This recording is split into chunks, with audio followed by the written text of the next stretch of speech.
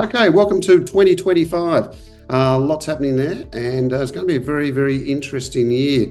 I guess the first thing is we've had Chicago PMI. Chicago PMI came out, that wasn't the best. In fact, it's been going down for the last 3 to 6 months. Also, manufacturing out of China last week wasn't that positive as well. MBS manufacturing, Caxian data, and of course, one interesting thing there was CoreLogic in Australia came out with their housing prices, and they showed a continual downfall. Decline, and I think that was also reiterated. Domain came out with some numbers as well. So certain areas prices are down by 15 to 20%. Does that represent an opportunity to go in and buy? Let's see what happens.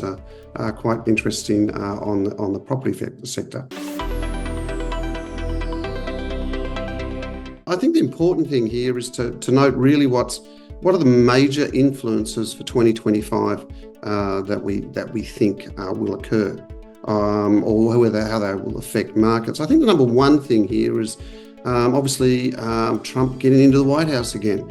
Now, remember this year he's coming, this time round, second time, he's coming with a full mandate. And I think because he has the trifecta, obviously the presidency, the Senate and the House of Representatives are firmly in his favour, that he has a mandate to change.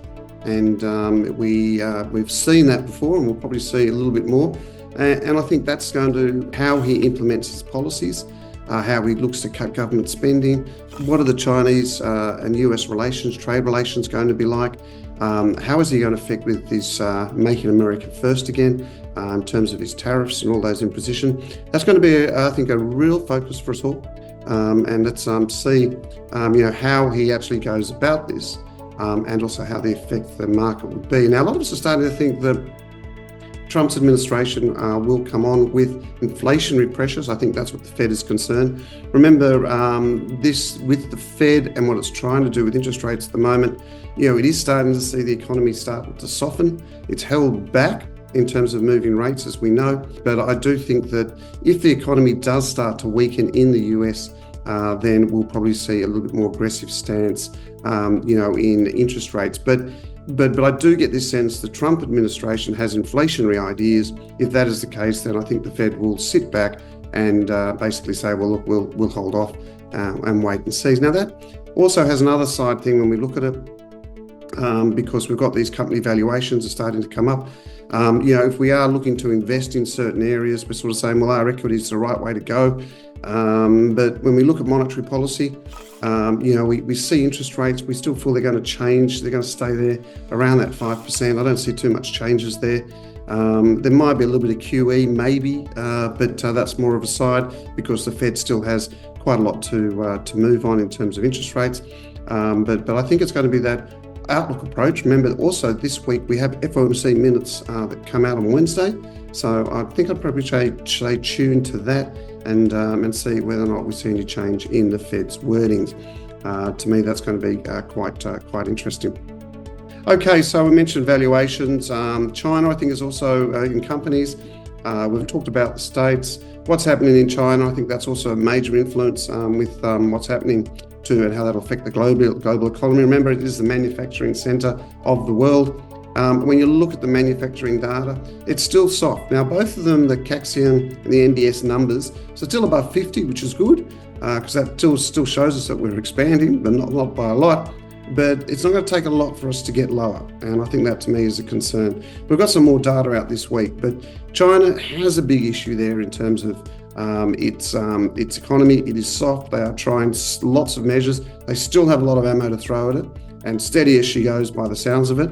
But I would be concerned because that's going to have a run-on effect on some of the demand for our commodities, particularly the likes of oil, gold, iron ore. So if the manufacturing centre of the world is not manufacturing, then we should see some of these potentially start to drop off or be affected by that demand side.